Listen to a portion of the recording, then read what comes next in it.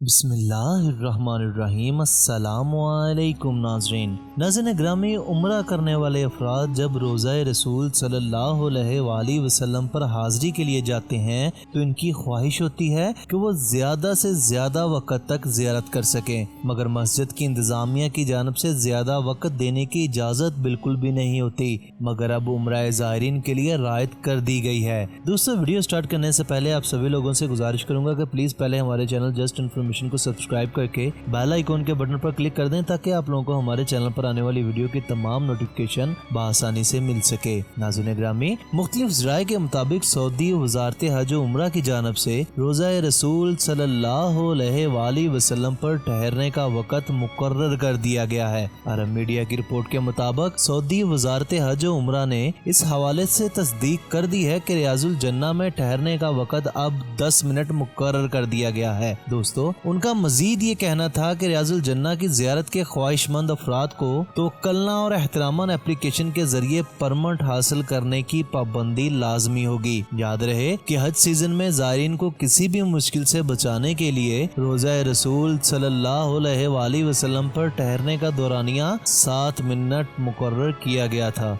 दोस्तों, उम्मीद करता हूँ कि आज की इन्फॉर्मेशन आपको अच्छी लगी होगी। इन्फॉर्मेशन अच्छी लगे तो वीडियो को लाइक और शेयर जरूर कीजिएगा। खुदा हाफिज।